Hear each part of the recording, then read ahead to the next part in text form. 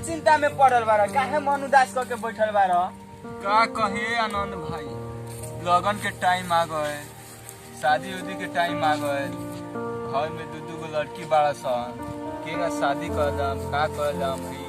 हमनी के दाइजो प्रथा इतना ना इथे हो गइल बाटे, बढ़ गइल बाटे कि चारों ओर दहेज दहेज ही लोग चिल्लाता।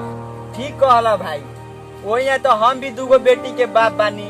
दहेज प्रथा के लेके हम भी हैरान परेशान बानी। अब करेला तो कथी करेला समझ नहीं खेलागत। हम भी अपना बेटी के दिन उतर ले बानी, आ दहेज लड़का वाला छोड़त नहीं के, लाखों लाख करोड़ों करोड़ों रुपया मांगता। अब हमनियों के गरीब आदमी ठहर नहीं जा, करेला तो कथी करेला। का कहीं भाई, उहे तो हमरो हाल बाटे।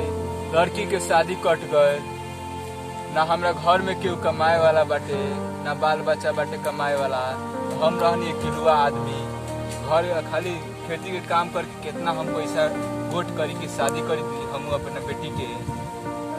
चिंता मत कर रामू भाई, चिंता कइला से कोनो भी समस्या के हल नहीं के निकलल, कोनो भी रहस्य के पता नहीं के चलल। चिंता कइला से और दुख तकलीफ बढ़ते गइल बा। हर समय में हर घड़ी में खुश रहे के सीख।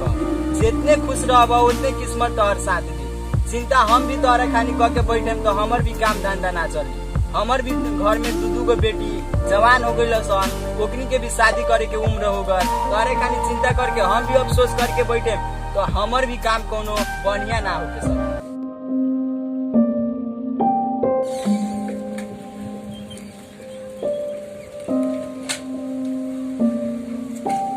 का हो रामू काका, आनंद भाई, का बतिया तर लगन सुनाव लगन हाल खबर तंगा हमरो से।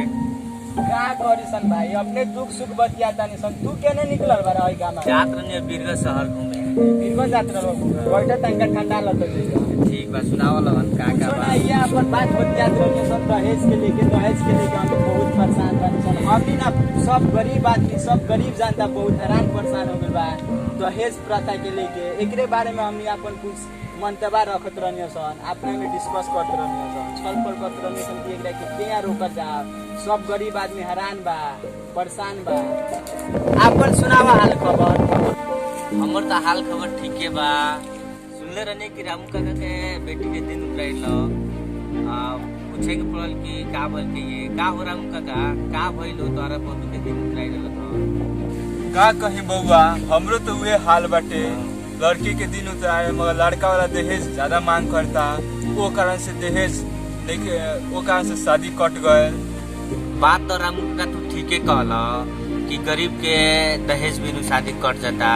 तो ना हुई तो हमनी सब कोई एकजुट होके संगठन हमनी के ना हुई तो एकर विरोध उठावल जाम। दहेज के बारे में सरकार से कोनो मांग करल जामे कि दहेज हटाओ कह के। ठीक बा, बात सही कहला बउआ। का गरीब इंसान इंसान ना हवे?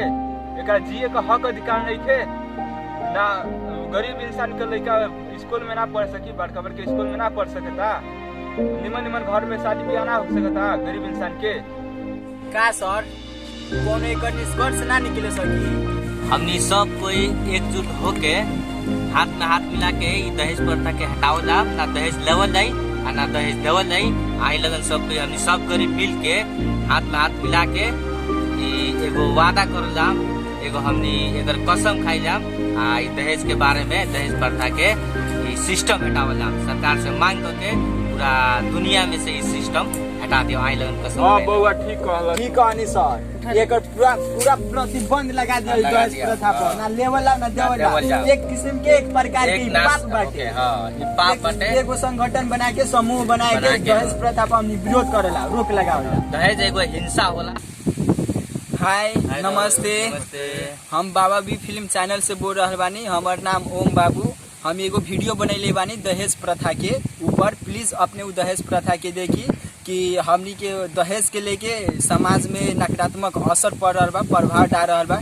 प्लीज उ दहेज के हटावे के प्रयास में लागी लगन। और ई वीडियो के आगे से आगे तक पहुंचाई, एकरा के लाइक और कमेंट जरूर करिए और इस चैनल के सब्सक्राइब करी और बेल आइकन दबाई।